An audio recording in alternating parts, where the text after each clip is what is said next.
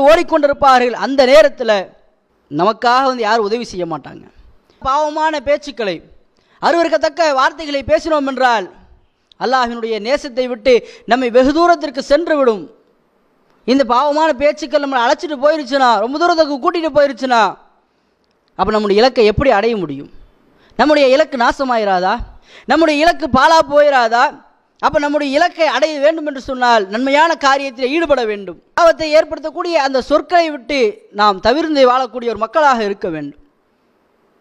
அது மட்டும் இல்லாமல் பேச்சில் ஒரு ஒழுக்கம் இல்லாமல், பேச்சில் ஒரு கண்ணியம் இல்லாமல், வார்த்தைகள் நாம் எப்படி பேச வேண்டும், ஒரு மனிதனிடத்தில் பேசும் பொழுது நம்முடைய பேச்சுக்கள் எவ்வாறு இருக்க வேண்டும் என்பதை பற்றி அதனுடைய பாவத்தை உணராமல் நாம் இருந்து கொண்டிருக்கிறோம். அதை திருத்திக் கொள்ளக்கூடிய மக்களாக இருக்க வேண்டும். அது மட்டும் இல்லாமல் இன்றைக்கு இருக்கக்கூடிய இளைய சமுதாயத்தவர்கள், பெரும்பான்மையான இளைய சமுதாயத்தவர்கள் எப்படி வாழ்கிறார்கள்? தங்களுடைய ஆடை விஷயத்தை எடுத்துக்கொள்ளலாம். இஸ்லாமிய மார்க்கம் ஆடை விஷயத்தையும் போதிக்கின்றது.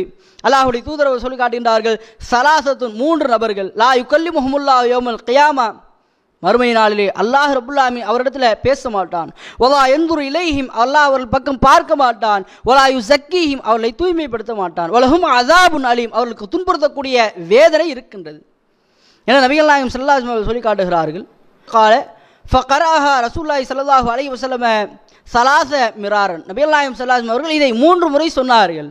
அல்லாஹ் அவர்களை பார்க்க மாட்டான், பேச மாட்டான், அவர்களை பரிசுத்தப்படுத்த மாட்டான் என்று 3 முறை நபிகள் நாயகம் ஸல்லல்லாஹு அலைஹி வஸல்லம் அவர்கள் சொல்லி காட்டுகிறார்கள். நபிகள் நாயகம் ஸல்லல்லாஹு அலைஹி வஸல்லம் அவர்கள் 3 முறை இப்படி சொன்னும் பொழுது அபூதர் அவர் சொல்கிறார்கள், ஹாபு ஹசிரு, அவர் நஷ்டமடையட்டும், அவர் இழிவடைந்தவராக ஆகட்டும்.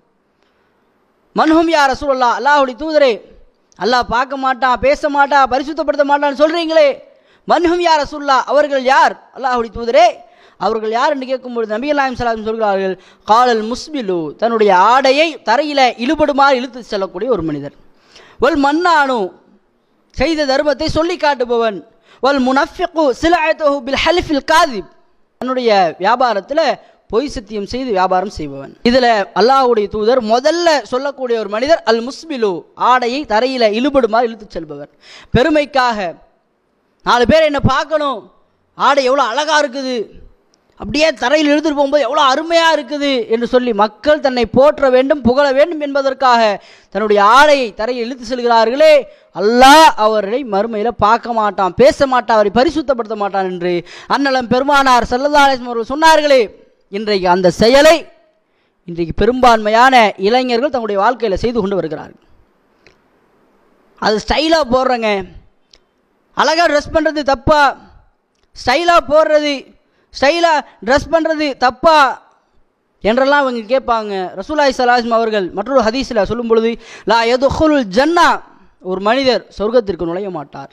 மன் கான ஃபீ கல்பிஹி மிஸ்கால தர்ரத்தின் மின் கிபர், எவருடைய உள்ளத்தில் அணு அளவு பெருமை இருக்கின்றதோ அவர் நாளை மறுமையில் சுவனத்தில் நுழைய மாட்டார்கள் என்று நபிகள் நாயகம் ஸல்லல்லாஹு அலைஹி வஸல்லம் சொல்லும் பொழுது, கால ரஜுல், ஒரு மனிதர் அல்லாஹ்வுடைய தூதரிடத்தில் கேட்கிறார்கள், இன்னர் ரஜுல யுஹிப்பு ஐ யகூன சௌபுஹு ஹஸனா, ஒரு மனிதர் தன்னுடைய ஆடை அழகாக இருக்க வேண்டும், வனஅலுஹு, தன்னுடைய செருப்பு அழகாக இருக்க வேண்டும் என்று சொல்லி ஆசைப்படுகிறார்.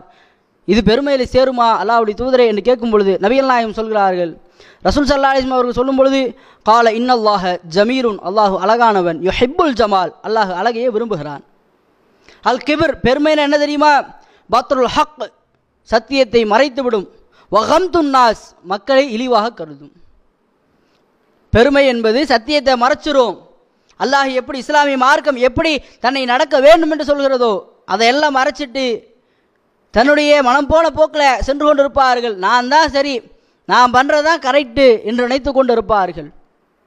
மக்களை எல்லாம் மட்டமாக, இவெல்லாம் ஒரு ஆளா, இவன் சொல்லி நான் கேட்கணுமா, நான் எவ்வளோ பெரிய ஆள், எவ்வளோ பெரிய செல்வந்தன், எங்கிட்ட எவ்வளோ காசு பணம் இருக்குது, நான் தான் பெரியவன் என்று சொல்லி மாறுதட்டி கொள்ளக்கூடியவர்களாக மக்களை இழிவாக கருதுகின்ற ஒரு செயலை செய்கின்றார் என்றால் இதுதான் பெருமை என்று சொல்லி அல்லாஹ்வுடைய தூதர் அவர்கள் அழகான முறையில் விளக்கி காட்டுகிறார். இந்த பாவத்தை, இந்த தீமையை இன்றைக்கு பெரும்பான்மையான மக்கள் உணராதவர்களாக, அதை பற்றிய அதனுடைய தீமையை பற்றி விளங்கி கொள்ளாதவர்களாகத்தான் இன்றைக்கு வாழ்ந்து கொண்டு இருக்கிறார்கள். நாளை மறுமையில் அல்லாஹ்வினுடைய சன்னிதானத்தில் நிற்கும் பொழுது யாரும் யாருக்காகவும் பரிந்துரை செய்ய முடியாது, யாரும் யாருக்காகவும் இறைவனிடத்தில் எதுவும் பேச முடியாது. தனக்காக ஒருவர் உதவி செய்ய முடியாது, தன்னுடைய நன்மையை கொஞ்சம் கொடுத்து யாரும் உதவி செய்ய முடியாத ஒரு நாளில், அப்படிப்பட்ட ஒரு சூழலில் நாம் இருக்கும் பொழுது அல்லாஹ் நம்மிடத்தில் பேசவில்லை என்றால், நம்மை படைத்த ரப்புல் ஆலமீன் நம்மிடத்தில் பேசாமல், நம்மை பார்க்காமல், நம்மை பரிசுத்தப்படுத்தாமல் இருந்தான் என்றால் நம்முடைய மறுமை வாழ்க்கை என்ன ஆகும்? சற்று சிந்தித்து பார்க்க கடமைப்பட்டிருக்கிறோம். இதெல்லாம் ஒரு பெரிய பாவமா என்று நினைக்கக்கூடிய நாம், ரொம்ப ஸ்டைலுக்காக போடுறேன், ஆடையை கீழே இழுபடுற மாதிரி ஒரு ஸ்டைலாக தான் போடுறேன், வேற ஒன்றும் இல்லை, என் மனசில் பெருமை கிடையாது, ஆனால் நான் போடக்கூடிய ஆடை நல்லா ஸ்டைலாக இருக்கணும், அழகாக இருக்கணும் அப்படின்னு நினைக்கிறேன் என்று சொல்லி சினிமாக்களில் நடிக்கக்கூடிய கூத்தாடிகள் அவங்க எப்படி ஸ்டைலாக போடுறாங்க அந்த மாதிரி நானும் போடுறேன், அவங்க போடுற மாதிரி போட்டால் நானும் கொஞ்சம் ஸ்டைலாக இருப்பேனே அதற்காகத்தான் நான் போடுகிறேன் என்று சொல்கிறார்கள். அல்லாஹ் ரப்புல் ஆலமீன் நாளை மறுமையில் இப்படிப்பட்ட நபர்களை பற்றி, இப்படி உலகத்தில் வாழும் பொழுது ஆடையை இழுத்துட்டு போகிறாங்களே அவர்களை பற்றி, அவர்களுக்கும் இறைவனுக்கும் இருக்கின்ற உறவை அல்லாஹுடைய தூதர் மற்றொரு செய்தியில் சொல்லும் பொழுது, இன்னல்லாஹ லா யதுர்ரு ஸௌபஹு மினல் ஹுயலா, யார் தன்னுடைய ஆடை தரையில் இடுபடுமாறு இழுத்து செல்கிறார்களோ, லா யன்துருல்லாஹு இலா யௌமில் கியாமா, நாளை மறுமையிலே அல்லாஹ் அவர்களை பார்க்க மாட்டான் என்று நபிகள் நாயகம் ஸல்லல்லாஹு அலைஹி வஸல்லம் அவர்கள் சொல்லி காட்டுகிறார்களே. இந்த தீமையை, இந்த பாவத்தை, இந்த செயலினுடைய பாவத்தை பற்றி உணராமல் இன்றைக்கு நாம் நம்முடைய வாழ்க்கையில் அதை போட்டுக்கொண்டு திரிந்து கொண்டிருக்கிறோம். இந்த செயலினுடைய பாவம் என்பது நாளை மறுமையில் நம்முடைய இலக்கை, நம்முடைய சுவனத்தை அடைவதற்குண்டான நம்முடைய லட்சியத்தை தட்டி பறிக்கக்கூடிய ஒரு செயலாக இருக்கின்றது என்பதை நாம் புரிந்து கொள்ளக்கூடியவர்களாக இருக்க வேண்டும். அது மட்டும் இல்லாமல் தவறு என்று புரிந்து கொள்ளாமல் இருக்கின்ற ஒரு மிகப்பெரிய பாவம் என்னவென்றால் இசையை இன்றைக்கு இருக்கக்கூடிய இளைய சமுதாயத்தை அவர்களுடைய மொபைலை வாங்கி பார்த்தோம்னு சொன்னால் அதில் அதிகமான பாட்டுக்களை ஏற்றி வைத்திருப்பாங்க. ஒரு மனிதன் தன்னுடைய அந்த இளைய சமுதாயத்தை எடுத்துக்கொண்டால் அவர்கள் திருமறை குர்ஆனுடைய வசனங்களை, சூறாக்களை மனப்பாடம் செய்திருக்கிறார்களோ இல்லையோ, பாட்டுக்களை அதிகமாக மனனம் செய்து வைத்திருக்கிறார்கள். நபிகள் நாயகம் ஸல்லல்லாஹு அலைஹி வஸல்லம் அவர்கள் இந்த இசையை, இந்த பாட்டை, இந்த கவிதையை எந்த அளவுக்கு உண்மையாக கண்டித்திருக்கிறார்கள் தெரியுமா? அல்லாஹுடைய தூதர் அவர்கள் அவருடைய காலகட்டத்தில் இது அலர ஷாயிருன் யுன்ஷிது, ஒரு மனிதர் கவிதை பாடியவராக அவர்கள் கடந்து செல்கிறார்கள். ஃபகால ரசூலுல்லாஹி ஸல்லல்லாஹு அலைஹி வஸல்லம், நபிகள் நாயகம் ஸல்லல்லாஹு அலைஹி வஸல்லம் அவர்கள் அவர்களோடு இருந்த அந்த சஹாபாக்களுக்கு கட்டளையிடுகிறார்கள், ஹுது ஷைத்தான் அவ் அம்சிகு ஷைத்தான், அந்த ஷைத்தானை நீங்கள் பிடியுங்கள் என்று சொல்லி அல்லாஹ்வுடைய தூதர் அவர்கள் கட்டளையிட்ட உடனே அந்த மனிதர் கொண்டு வரப்படுகிறார். அல்லாஹ்வுடைய தூதரிடத்தில் இழுத்து வரப்படுகிறார்கள். அப்பொழுது அல்லாஹ்வுடைய தூதர் சொல்கிறார்கள், லிஐ யம்தனிய ஜவ் ரஜுலின் கைஹன் கைருன் லஹு மின் ஐ யம்தனிய ஷஅரா, ஒரு மனிதன் தன்னுடைய வயிற்றை கவிதைகளால் நிரப்புவதை விட கைஹன் கைருன் லஹு, அவருக்கு ஒரு விஷயம் சிறந்தது என்ன தெரியுமா? மின் ஐ யம்தனிய ஷஅரா, கவிதையால் நிரப்புவதை விட சீல் சலத்தால் தன்னுடைய வயிற்றை நிரப்புவது ஒரு மனிதனுக்கு எவ்வளவோ சிறந்தது என்று நபிகள் நாயகம் ஸல்லல்லாஹு அலைஹி வஸல்லம் அவர்கள் வன்மையாக கண்டித்திருக்கிறார்கள். கவிதைகளால், பாட்டுக்களால் தங்களுடைய வயிற்றை நிரப்புவதை விட பாட்டு கேட்டால், கவிதை பாடினால்தான் தன்னுடைய வயிறு நிரம்பும், உள்ளம் நிரம்பும், நிம்மதியாக இருக்க முடியும் என்ற ஒரு நிலை உனக்கு வருகின்றதா? அதற்கு பதிலாக சீல் சலத்தை குடித்து நிரப்பிக்கொள் என்று சொல்லி அல்லாஹ்வுடைய தூதர் அவர்கள் அருவருக்கக்கூடிய ஒரு இதன் பக்கம் அல்லாஹ்வுடைய தூதர் அவர்கள் சுட்டி காட்டுகின்றார்கள்.